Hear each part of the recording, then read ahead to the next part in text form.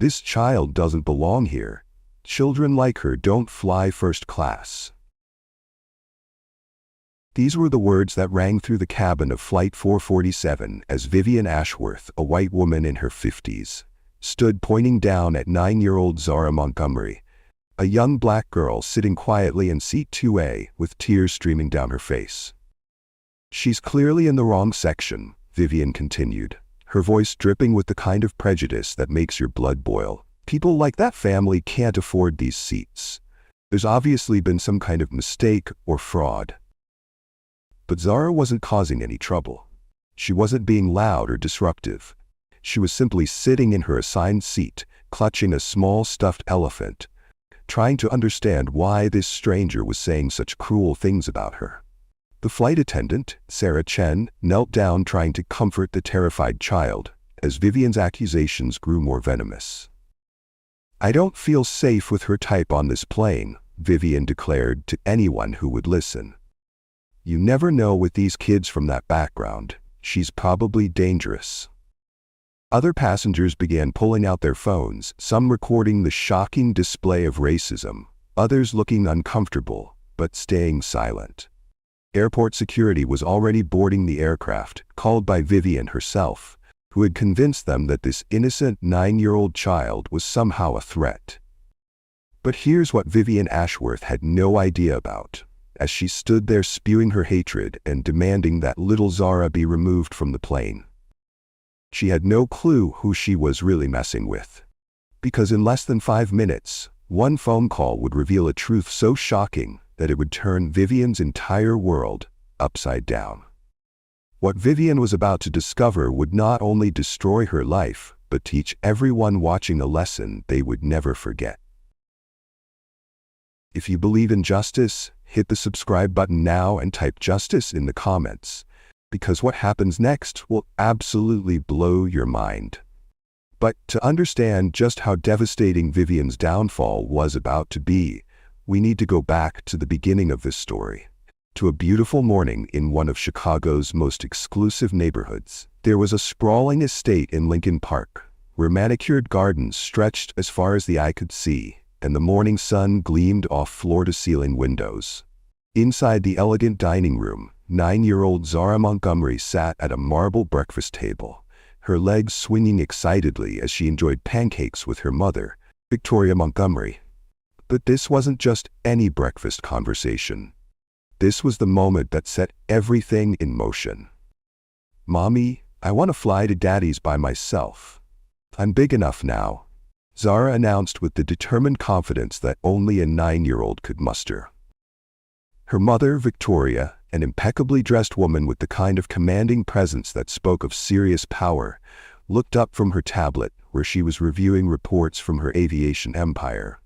Victoria hesitated. You could see the internal struggle in her eyes. As one of the most powerful women in the airline industry, she knew the world could be cruel and unfair, especially to young black girls. But she also believed deeply in raising her daughter to be independent and strong. "Sweetheart, you know how I feel about you traveling alone," Victoria said gently, but Zara's eyes lit up with excitement.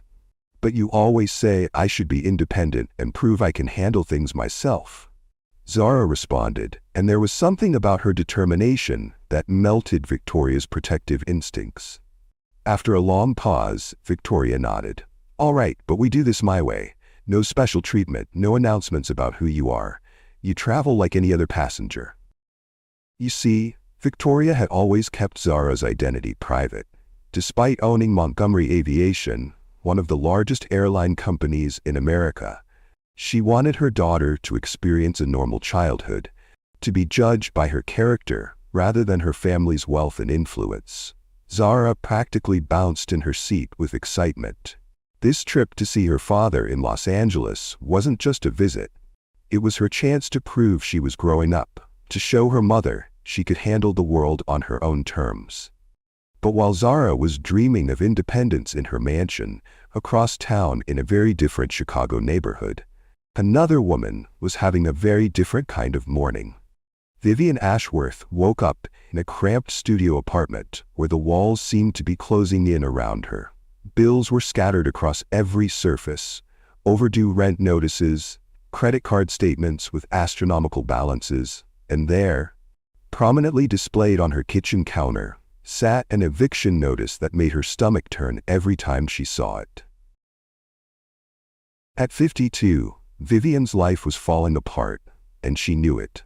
Her failed business ventures had left her drowning in debt, her relationships had crumbled, and now she was down to her very last chance: a business meeting in Los Angeles that could either save her or destroy what little she had left. With trembling hands, she pulled out her final credit card, the only one that wasn't maxed out, and booked a first-class ticket to LAX. It was money she couldn't afford to spend, but in Vivian's mind, appearance was everything. She needed to look successful, powerful, important. But here's where Vivian's true character revealed itself. As she stared at her reflection in her cracked bathroom mirror, her internal thoughts were ugly and revealing. "People need to know their place in society," she muttered to herself. "There's a natural order to things, and some people just don't belong in certain spaces." These weren't just casual thoughts. They were the deep-seated prejudices that had been festering in Vivian's mind for years. She genuinely believed that success, wealth, and status should belong to people who looked like her, and that others, especially black families, were somehow less deserving of the finer things in life. Meanwhile, at Chicago O'Hare Airport, another character in this drama was about to reveal her own biases. Jennifer Walsh, a gate agent who had been working the same job for 8 years, had developed her own twisted sense of who belonged where. When well-dressed white families approached her gate, Jennifer's face lit up with warm smiles and helpful suggestions. But when passengers who didn't fit her narrow worldview appeared, her demeanor changed completely. She was the kind of person who made snap judgments based on skin color and assumptions about economic status. And working on Flight 447 that day was a crew who had no idea they were about to witness one of the most shocking reversals in aviation history. Flight attendant Sarah Chen and Captain James Rodriguez were good people who believed in treating all passengers fairly, but they were completely unaware that the quiet little girl in seat 2A was actually the daughter of their ultimate boss. If you're already invested in seeing justice served, smash that subscribe button, because this story was about to get absolutely wild. Because what Victoria Montgomery didn't realize as she kissed her daughter goodbye and watched her head off to prove her independence was that Zara was about to face the ugly reality of prejudice that her mother had worked so hard to shield her from. And what Vivian Ashworth didn't know as she put on her designer knockoff outfit and headed to the airport was that she was about to target the one child who had the power to destroy her entire world with a single phone call. Now here's where this story takes a disturbing turn that will make your blood boil. Because what happened next at Chicago O'Hare Airport was a masterclass in how racism works in America. Sometimes subtle, sometimes not so subtle, but always devastating. It was a busy Friday afternoon at Gate B12, and Jennifer Walsh was working her usual shift as the gate agent. The first passengers to approach her counter were 2 adorable white girls, Emma and Sophie, ages 8 and 10, traveling as unaccompanied minors to visit their grandmother in Los Angeles. The moment Jennifer saw these blonde-haired, blue-eyed children walking up with their little rolling suitcases, her entire face transformed. It was like watching someone flip a switch from neutral to absolutely delighted. "Oh my goodness, how exciting!" Jennifer exclaimed, clapping her hands together. "Are you two flying all by yourselves today? What big girls you are!" Her voice was sugary sweet, the kind of tone adults use when they're genuinely charmed by children. She immediately came around from behind the counter, kneeling down to their level. "Let me get you some special treats for the flight," she said, pulling out coloring books, crayons, and extra snacks from her personal stash. "And you know what? I'm going to make sure you get to board first, so you can pick the best seats." Jennifer then made an announcement over the gate's intercom system. "Ladies and gentlemen, we have some very special young travelers with us today. Everyone give a wave to Emma and Sophie, who are being so brave flying by themselves. The other passengers in the waiting area smiled warmly, some even applauding the two girls. Jennifer personally escorted them to special seating near the gate, chatting with them about their trip, asking about school, and treating them like little celebrities. "You girls are so well-behaved and polite," Jennifer gushed. "Your parents raised you right. I just know you're going to have the most wonderful flight." For 20 minutes, these two white children received the kind of treatment that would make any parent proud. Jennifer checked on them multiple times, brought them juice boxes, and even called ahead to the flight crew to let them know there were two absolutely darling little passengers boarding today. But then, something happened that exposed the ugly truth about how differently children are treated in this country based on the color of their skin. 9-year-old Zara Montgomery approached the same gate counter, walking with quiet confidence and carrying her small backpack. She had the same unaccompanied minor paperwork, the same polite demeanor, and the same excitement about flying alone for the first time. But the moment Jennifer Walsh looked up and saw this young black girl standing at her counter, everything changed. The warm smile vanished from Jennifer's face like someone had wiped it away with a cloth. Her posture stiffened, her voice became cold and professional, and suddenly this 9-year-old child wasn't a special young traveler. She was a problem to be solved. "Can I help you?" Jennifer asked in a flat, almost annoyed tone, not bothering to make eye contact with Zara. Zara, still riding high on her excitement about the trip, smiled brightly and handed over her documentation. "Hi, I'm flying to Los Angeles to see my daddy." Jennifer took the papers with obvious reluctance, and when she saw the first-class designation, her expression shifted to outright suspicion. She held the boarding pass up to the light as if she were inspecting a counterfeit bill. "This says first class," Jennifer said slowly, her voice dripping with doubt. "Are you sure this is correct? These tickets are very expensive." Zara's smile faltered slightly. She could sense something was wrong, but being only 9 years old, she couldn't quite understand what. "Yes, ma'am, my mommy bought it for me." Jennifer's eyes narrowed. "Maybe you should double-check with your parents about where you're supposed to sit. Sometimes there are mix-ups with these computer systems."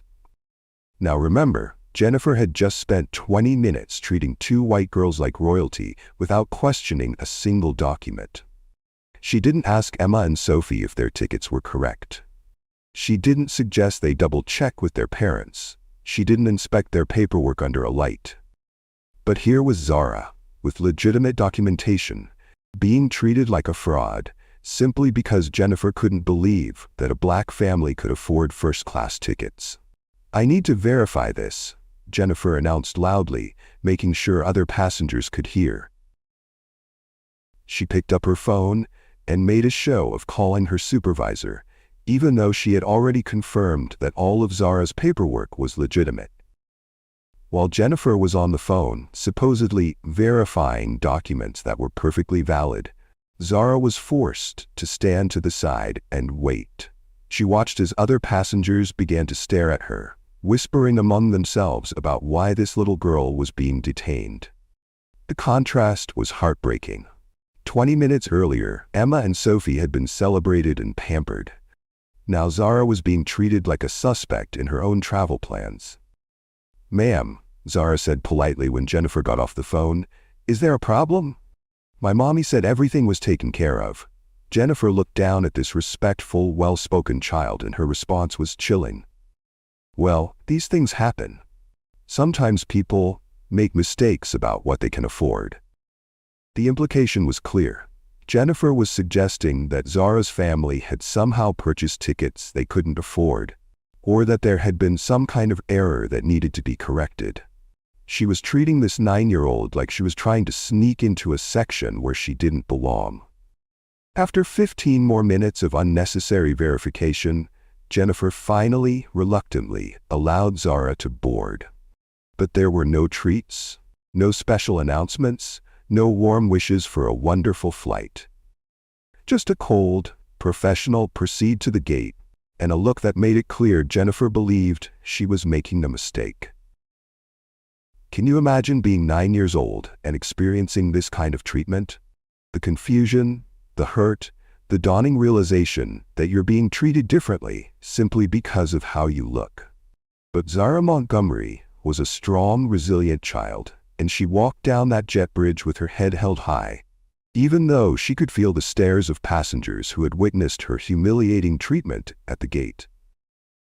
She found her way to seat 2A, carefully placed her small backpack in the overhead compartment, and settled in with her beloved stuffed elephant, Sky. She pulled out a children's book about airplanes, trying to focus on her excitement about seeing her father and proving to her mother that she could handle traveling alone. For a few peaceful moments, Zara sat quietly reading, her legs dangling from the first-class seat that was rightfully hers. She was just a little girl, lost in her book, completely unaware that her ordeal was far from over. Because that's when Vivian Ashworth boarded the plane. Vivian walked down the aisle with exaggerated confidence, her designer knockoff handbag prominently displayed, her head held high like she owned the aircraft. She was putting on a performance, trying to project the success and importance that her bank account couldn't back up. She glanced at her boarding pass, seat 4C, and then looked toward the front of the cabin to see what kind of passengers she'd be sitting near. After all, in Vivian's mind, first class was her domain, the place where important people like herself belonged. But when her eyes landed on seat 2A, and she saw a young black girl sitting there, everything in Vivian's twisted worldview came crashing down. This couldn't be right. In Vivian's prejudiced mind, children like Zara simply didn't belong in first class. They didn't have the money, the status, or the right to occupy premium seats. And certainly not when Vivian herself was struggling financially and desperately needed to maintain the appearance of success. With her fake smile plastered on her face, Vivian approached Zara's seat. "Sweetie," she said in a condescending tone that dripped with false kindness, "I think you're confused. This section isn't for people like you." Zara looked up from her book, her young eyes wide with confusion. "Ma'am?" "This is the first-class section," Vivian continued, her voice getting slightly sharper. "I don't know how you got that ticket, but you clearly don't belong here. The regular seats are back that way." Zara's heart started beating faster. She didn't understand why another adult was questioning her right to be there, just like the gate agent had. "This is my seat," she said quietly, showing Vivian her boarding pass. "It says 2A. Vivian snatched the boarding pass from Zara's small hands and examined it like she was a detective investigating a crime. "This is first class," she said loudly enough for other passengers to hear. "This is for successful, important people, not for people like your family." The racism in Vivian's words was barely concealed. She was essentially telling this 9-year-old child that black families didn't deserve to sit in premium sections, that wealth and success were somehow reserved for white people like herself. "Ma'am, this really is my seat," Zara said, her voice starting to shake. She was beginning to understand that something was very wrong, that she was being targeted for reasons she couldn't quite grasp. "Don't argue with me, young lady," Vivian snapped, her mask of false politeness completely slipping away. "I'm an adult, and I know how these things work. You need to gather your things and move to where you belong." Other first-class passengers were starting to take notice of the commotion. Some looked uncomfortable, sensing that something inappropriate was happening. Others seemed to be buying into Vivian's narrative that there was some kind of mistake that needed to be corrected. That's when Sarah Chen, the lead flight attendant, noticed the disturbance and approached the seats. "Is everything all right here?" she asked diplomatically, trying to keep her voice calm and professional. Vivian immediately turned to Sarah as if she were a manager being called to handle a difficult customer. "Yes, thank you. There's obviously been some kind of computer error. This child is sitting in first class, but she clearly belongs in coach." Sarah looked at the boarding pass that Vivian was still clutching in her hand. then at Zara's tearful face. "Ma'am, may I see both boarding passes, please?" Vivian handed over both documents with the confidence of someone who believed she was about to be proven right. Sarah examined them carefully, checking the seat assignments and passenger information. "I'm sorry, ma'am," Sarah said to Vivian, "but this young lady's seat assignment is correct. She's in 2A, and you're in 4C, which is right over there." The color drained from Vivian's face as her argument fell apart. But instead of apologizing or accepting the facts, she doubled down on her racism. "That's impossible," Vivian exclaimed. "There's obviously been some kind of mistake or fraud. Families like hers don't fly first class. Someone made an error in the system." If you're as angry as I am by what you're hearing, make sure you hit that subscribe button, because what happens next is going to shock you to your core. Now I want to ask you something. Have you ever witnessed discrimination like this? Where someone assumed another person didn't belong somewhere based purely on their race? How did it make you feel, and what did you do about it? Let me know in the comments. Because what Vivian Ashworth didn't realize as she stood there making her racist accusations was that she had just made the biggest mistake of her entire life. She had no idea that the computer error she was demanding to be fixed was about to reveal a truth that would destroy her world completely. And little Zara Montgomery, sitting there with tears forming in her eyes as this adult stranger attacked her for simply existing in a space she had every right to occupy, was about to show the entire world what real power looked like. What happened next will absolutely surprise you, because Vivian Ashworth was about to cross a line that no decent human being should ever cross. When she realized that she couldn't get Zara removed from first class through legitimate means, she decided to weaponize the most dangerous stereotypes about black children in America. Standing there in the aisle, watching as the flight attendant confirmed that Zara's seat was indeed correct, Vivian felt her carefully constructed world starting to crumble. This wasn't supposed to happen. In her twisted mind, there was a natural order to things, and young black girls simply didn't belong in the same spaces as important white women like herself. But Vivian Ashworth was a woman who had spent her entire life getting what she wanted through manipulation and lies. And if she couldn't move Zara through official channels, then she was going to create a narrative that would force everyone to see this innocent child as a threat. Sarah Chen had just walked away to help other passengers when Vivian saw her opportunity. She leaned down toward Zara's seat, her voice loud enough for nearby passengers to hear, and began weaving a web of lies that would have been laughable if they weren't so dangerous. "Excuse me," Vivian called out to Sarah, who was helping another passenger with their luggage. "I need to report something. This child has been behaving very inappropriately." Sarah turned around, surprised. She had just confirmed Zara's seat assignment and everything had seemed fine. "I'm sorry, what do you mean?" "This child was being aggressive and intimidating toward me," Vivian declared, pointing down at Zara, who was still sitting quietly with her book in her lap, looking completely bewildered by the accusations. "Ma'am, I was standing right here," Sarah said, clearly confused. "I didn't see any aggressive behavior." But Vivian was just getting started. "Before you came over, she was giving me threatening looks and acting very suspicious. I'm telling you, something isn't right with this child." Zara's 9-year-old mind couldn't process what was happening. She looked up at Vivian with tears forming in her eyes. "Ma'am, I was just reading my book. I didn't do anything wrong." "See," Vivian said triumphantly, as if Zara's confused response proved her point. "She's lying now. I know aggressive behavior when I see it." Other passengers were starting to pay attention to the commotion. Some looked skeptical of Vivian's claims, but others began studying Zara with new suspicion, as if this well-behaved child had suddenly transformed into some kind of threat.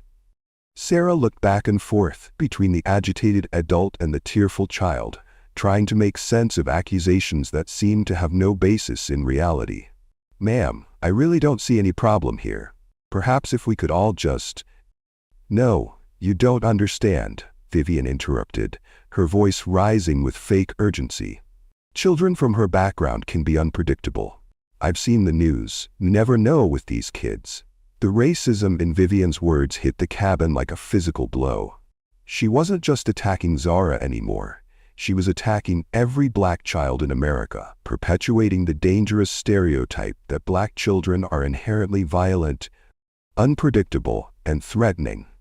I've worked with troubled children before, Vivian continued, building her false narrative.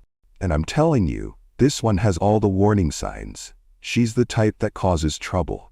Zara was now openly crying, clutching her stuffed elephant tighter, as this stranger painted her as some kind of dangerous criminal.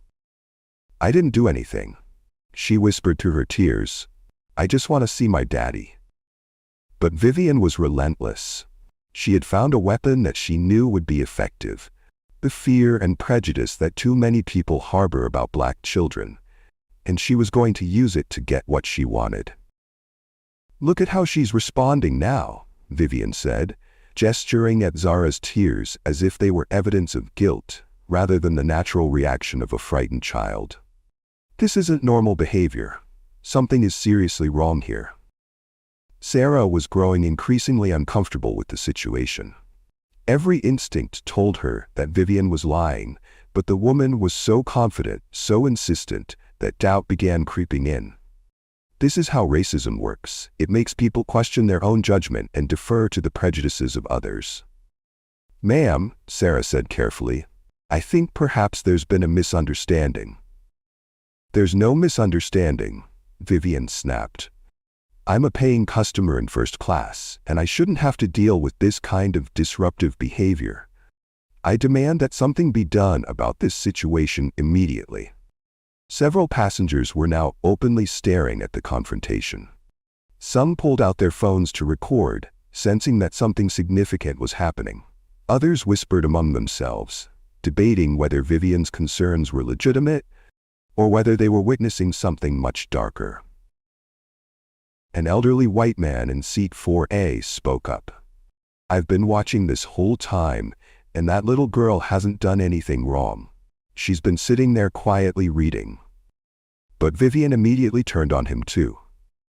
Sir, with all due respect, you don't know what happened before you were paying attention. This child was definitely behaving threateningly.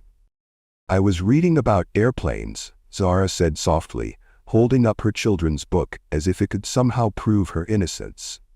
I like airplanes because my mommy works with them. See how she keeps making things up? Vivian said, seizing on Zara's innocent comment about her mother. First she claims she belongs in first class, now she's making up stories about her family. These are classic signs of a troubled child. The toxicity of Vivian's accusations was spreading through the cabin like poison.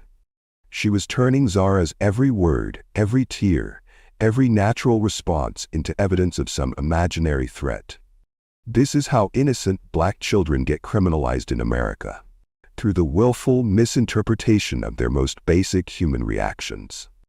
Sarah was at a loss. She'd been trained to handle difficult passengers, but she had never encountered a situation where an adult was making such serious accusations against a child who appeared to be completely innocent. Perhaps I should call the captain, Sarah suggested, hoping that a higher authority could sort out this increasingly disturbing situation. Yes, Vivian said immediately. And I think you should also call security. This child clearly needs professional intervention. Zara's eyes went wide with terror at the mention of security. Please don't call security, she whispered. I didn't do anything bad. Can I call my mommy? But Vivian saw Zara's fear as an opportunity to escalate even further. You see? Now she's getting panicked and desperate. This is exactly what I was worried about. We need to act before this situation gets worse. What Vivian did next was so calculated, so deliberately evil, that it's hard to believe someone could sink so low. She excused herself to go to the bathroom, but instead of heading to the lavatory, she slipped into the galley area where she could make a phone call without being overheard. She dialed airport security, and when someone answered, she launched into a performance that would have been worthy of an Oscar if it weren't so morally reprehensible. "Hello, this is a passenger on Flight 447, Vivian said in a voice that perfectly balanced concern with urgency. "I need to report a very serious situation. There's an unaccompanied black child in first class who's been acting threatening and aggressive toward passengers." The security officer on the other end of the line immediately became alert. "Can you describe the nature of the threats?" "She's been making intimidating gestures and giving passengers menacing looks," Vivian lied smoothly. "She doesn't belong in first class and she's making everyone around her very uncomfortable. I'm genuinely concerned about what she might do." "How old is this child?" the officer asked. "Maybe 9 or 10, Vivian replied. "But you know how it is these days. Age doesn't always matter when it comes to potential violence. She seems very unstable." "Are there any adults with her?" "No, she's completely unaccompanied, which makes it even more concerning," Vivian said. "Look, I don't want to sound alarmist, but given everything that's happening in our society these days, I think we need to be very careful. You never know what these kids might be capable of." The racist dog whistles in Vivian's language were clear to anyone paying attention. She was invoking fear about black violence, suggesting that a 9-year-old child posed some kind of security threat simply because of her race. "We need to remove her from the aircraft before something serious happens," Vivian continued. "The other passengers are getting nervous, and I'm worried about everyone's safety." "We'll have officers there in a few minutes," the security dispatcher assured her. "Thank you," Vivian said, adding one final lie to seal the deal. "I just hope we're not too late. This child seems very unpredictable." When Vivian returned to the cabin, she was practically glowing with satisfaction. She had weaponized every racist stereotype about black children and turned them into what she believed would be an effective tool for getting Zara removed from the plane. "I've taken care of the situation," she announced to Sarah and the nearby passengers. "Security is on their way to handle this properly." Zara overheard this and began crying harder. "What did I do wrong?" she asked through her tears. "Why is everyone being mean to me?" "This is for everyone's safety," Vivian said coldly, looking down at this terrified child with absolutely no remorse. "Sometimes difficult situations require adult intervention." Sarah was horrified. "Ma'am, you called security. I really don't think that was necessary. Perhaps we should." "It was absolutely necessary," Vivian interrupted. "That child is clearly disturbed, and I'm not going to sit here and wait for something bad to happen." Other passengers were now openly taking sides. Some were defending Zara, pointing out that she had done nothing wrong. Others seemed swayed by Vivian's authoritative demeanor and her repeated claims about safety concerns. A young mother with 2 children of her own spoke up. "I've been watching this whole time, and that little girl has been nothing but polite and quiet. This is absolutely ridiculous." But Vivian had an answer for every defense of Zara. "Ma'am, you have children of your own.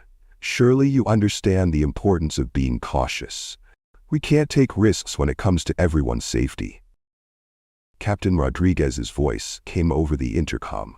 "Ladies and gentlemen, we're experiencing a brief delay while we address some security procedures. We appreciate your patience and will have you on your way shortly." The announcement sent a chill through the cabin. Passengers began looking around nervously, many of them glancing toward Zara, who was now the center of a security concern that she didn't understand and had done nothing to create. "Please," Zara said to Sarah, her voice barely audible through her tears. "Can I call my mommy now? She told me to call if anything happened." If you disagree with what Vivian did to this innocent child, hit that subscribe button. Because what happens when she makes that phone call is going to change everything. Because what Vivian Ashworth didn't realize as she sat there feeling proud of her lies and manipulation was that she had just set in motion a series of events that would expose her racism to the entire world. And the phone call that Zara was about to make wouldn't just bring comfort to a frightened child. It would bring the full weight of justice crashing down on a woman who thought she could destroy a 9-year-old's life without consequences. Security was already boarding the plane, ready to treat this innocent child like a criminal based on nothing but the racist lies of a desperate woman. But they had no idea that they were about to encounter the most powerful family in the aviation industry, and that their actions in the next few minutes would be scrutinized by the entire country. The words that Victoria Montgomery had just spoken over the phone hit the cabin like a thunderbolt that changed everything in an instant. "I'm Victoria Montgomery, CEO of Montgomery Aviation. You're questioning my daughter on an aircraft my company owns." Officer Maya Patel stood there holding the phone, her mind trying to process the full magnitude of what she had just heard. Around her, passengers who had overheard the conversation began whispering urgently to each other as the implications spread through the cabin like wildfire. The quiet little girl in seat 2A, the one who had been accused of being dangerous and not belonging in first class, was the daughter of the woman who owned the entire airline. Not just this plane, the entire company with its fleet of over 200 aircraft, thousands of employees, and billions in annual revenue.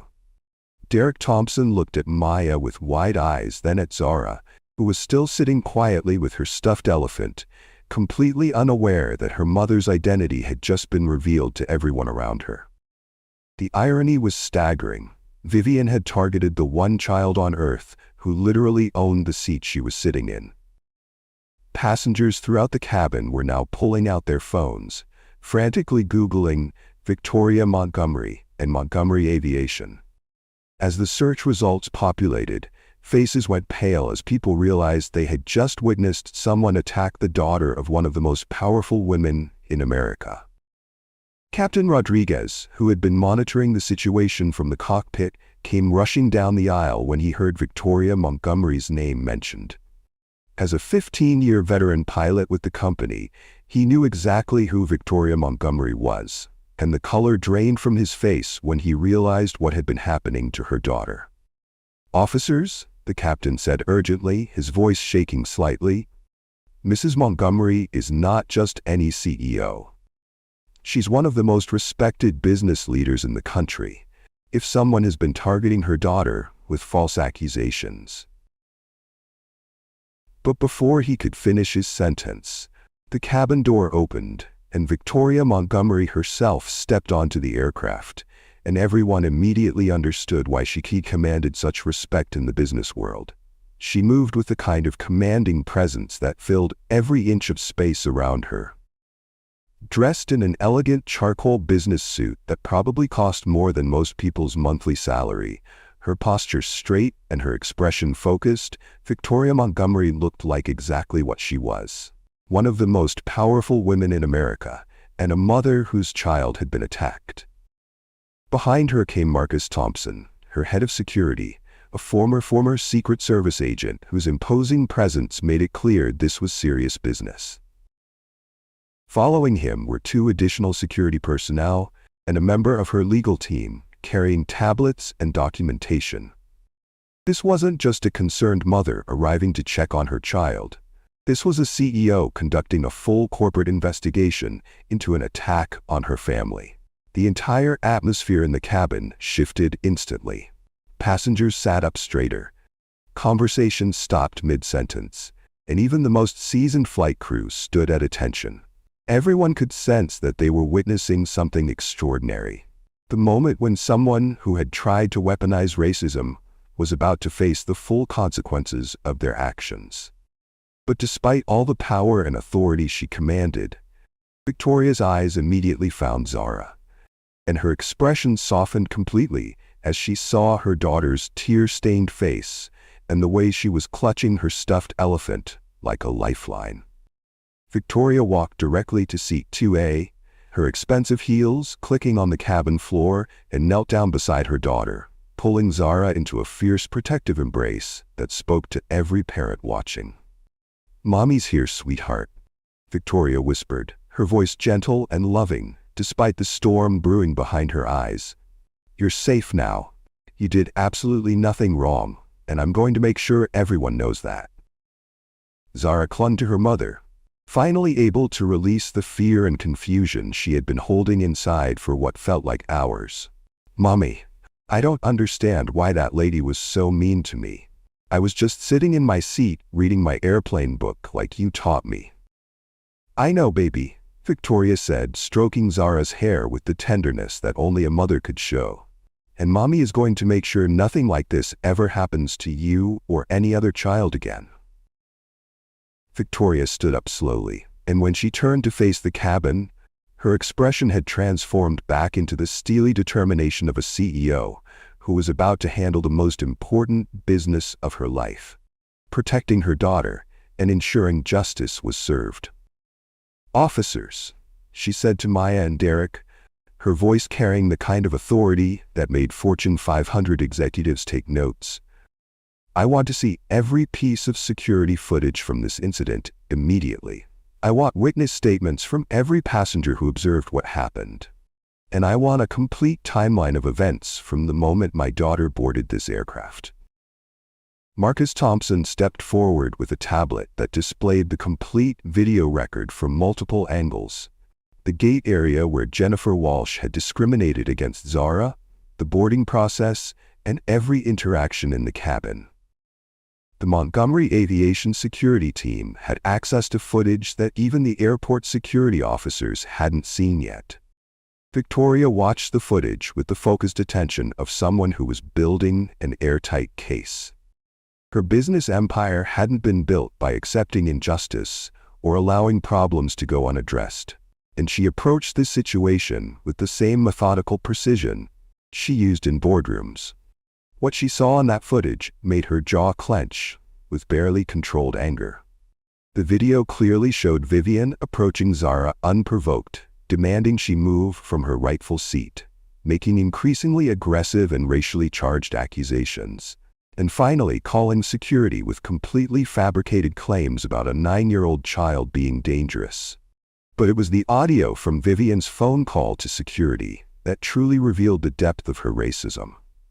Marcus had enhanced the sound quality, and Victoria could hear every word of Vivian's lies about an unaccompanied black child acting threatening, and her coded language about being careful given everything happening in society.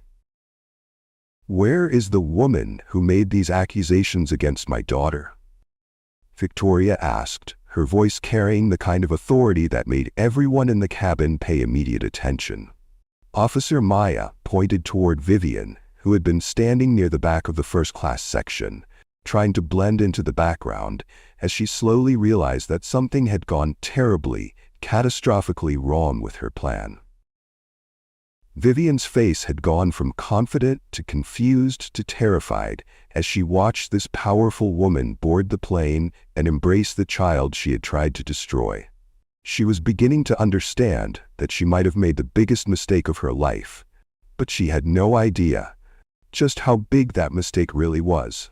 Victoria walked directly to where Vivian was standing, her heels clicking ominously on the cabin floor, and for the first time since this ordeal began, Vivian found herself face to face with real power, the kind of power that could change lives with a single decision. "Miss Ashworth," Victoria said, reading Vivian's name from the passenger manifest that Marcus had pulled up on his tablet. "I'm Victoria Montgomery. I believe you have some explaining to do." The color drained completely from Vivian's face as she realized who she was talking to. She had spent her morning Googling successful business people for her failed meeting, and she recognized the name and face of one of the most powerful CEOs in America.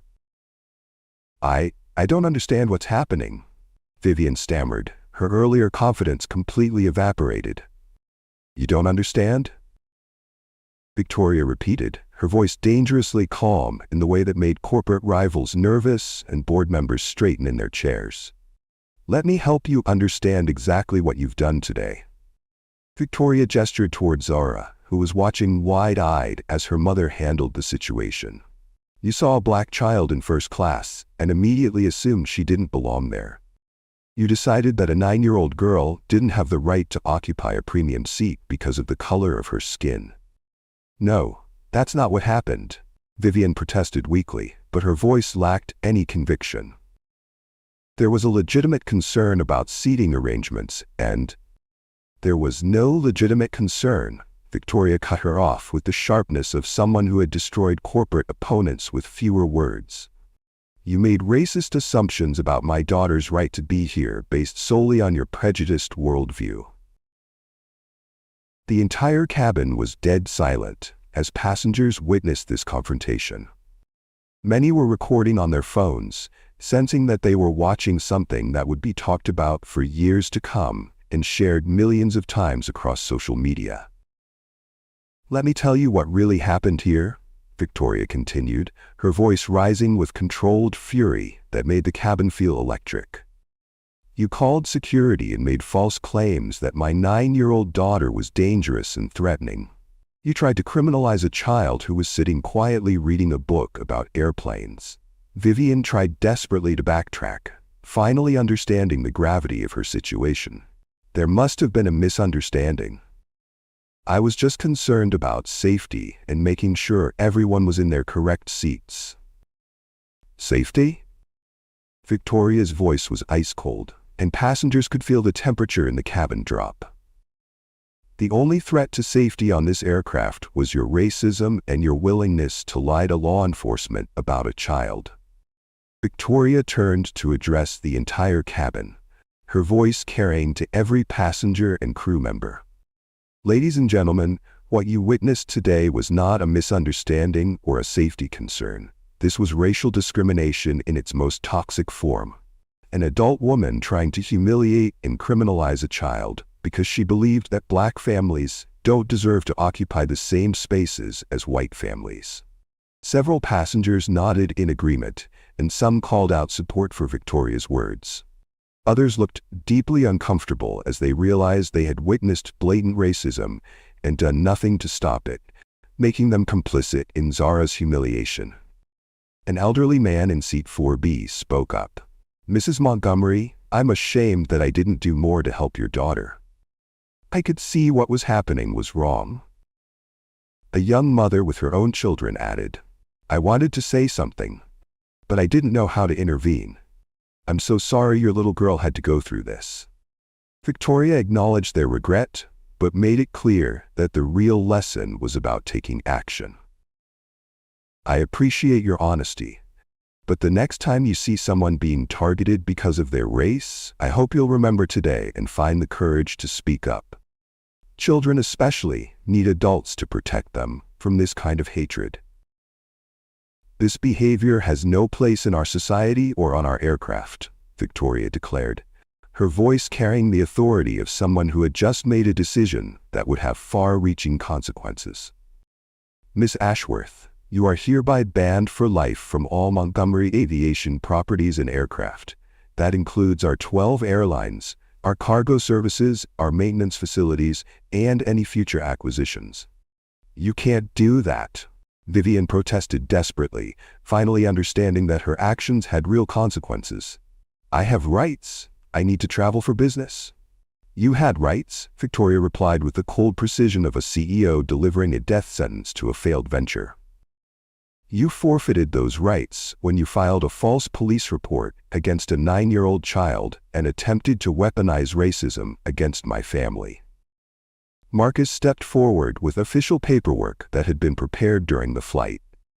Ms. Ashworth, you're being served with a formal trespassing notice for all Montgomery Aviation properties. You're also being reported to law enforcement for filing a false police report, which is a felony in this jurisdiction. The reality of her situation finally hit Vivian, like a freight train carrying the weight of her destroyed future. Not only was she banned from a major airline company that controlled significant market share, but she was facing serious criminal charges that could result in jail time and massive fines. Her last-ditch business meeting in Los Angeles, her final chance to save her failing financial situation, was now impossible. The very racism she had tried to use as a weapon had destroyed any hope she had of rebuilding her life. Please, Vivian begged, all her earlier arrogance and false authority completely gone, replaced by the desperation of someone watching their world collapse in real time. I made a mistake, I was just trying to help ensure proper seating arrangements. I never meant for this to escalate. You made a choice, Victoria corrected her firmly. You chose to see a black child in a space you thought she didn't belong, and you chose to try to remove her using lies and racial stereotypes. Those weren't mistakes. They were deliberate acts of racism. Victoria's legal team stepped forward with additional documentation. Miss Ashworth, you should also be aware that this incident has been fully documented and will be shared with other airlines and travel industry partners. Your actions today will have consequences far beyond our company. The implications were staggering. Vivian wasn't just being banned from Montgomery Aviation. She was being blacklisted from an industry where Victoria Montgomery's word carried enormous weight. Security officers moved to escort Vivian off the aircraft while she continued to protest and make increasingly desperate excuses. As she was led down the aisle, passengers actually began applauding. Not just for Victoria's decisive action, but for the fact that justice was being served immediately and comprehensively. "This is discrimination against me," Vivian shouted as security guided her toward the door. "I'm being punished for trying to maintain order." Victoria's response was swift and final. "You're being punished for racism. There's a difference, and it's a difference you should have learned long before today." As Vivian was removed from the aircraft, several passengers approached Victoria to express their support and apologize for their inaction. An elderly businessman said, "Mrs. Montgomery, I'm deeply ashamed that I didn't speak up sooner. Your daughter was clearly being mistreated, and I should have intervened." A young mother with children of her own added, "I'm so sorry this happened to Zara. No child should have to experience what she went through today. You've shown us all how to stand up for what's right." A teenage passenger, traveling with her family, approached shyly. "Mrs. Montgomery, can I tell Zara that she was really brave? I don't think I could have handled what she went through with such grace." Victoria accepted their apologies graciously, but used each interaction as a teaching moment. "Thank you for your honesty about not intervening earlier. But I want you to remember this feeling the next time you witness discrimination. Children like Zara need adults to be their advocates and protectors." She turned to address the entire cabin one more time. "What happened here today is a reminder that racism still exists in our society, and it often targets the most vulnerable among us, our children. But it's also a reminder that when we stand together against injustice, we can make a real difference." Throughout all of this, Zara had been watching quietly from her seat, processing everything that had happened with the remarkable resilience that children often display in difficult situations. When Victoria returned to check on her, Zara said something that stopped everyone in their tracks and would later be quoted in news articles around the world. "Mommy, I hope that lady learns that all kids deserve to be treated fairly, no matter what they look like. Maybe what happened today will help her be nicer to other people she meets." The grace and wisdom in those words, coming from a 9-year-old who had just experienced blatant racism and false accusations, left many passengers speechless, and some openly crying. Here was a child who had been attacked and humiliated by an adult, showing more maturity, compassion, and wisdom than many grown-ups ever demonstrate in their entire lives. Victoria knelt down and hugged her daughter again, overwhelmed with pride at Zara's strength and character. "You are the most amazing, wise, and brave little girl in the world," she whispered, her voice thick with emotion. Captain Rodriguez made an announcement over the intercom.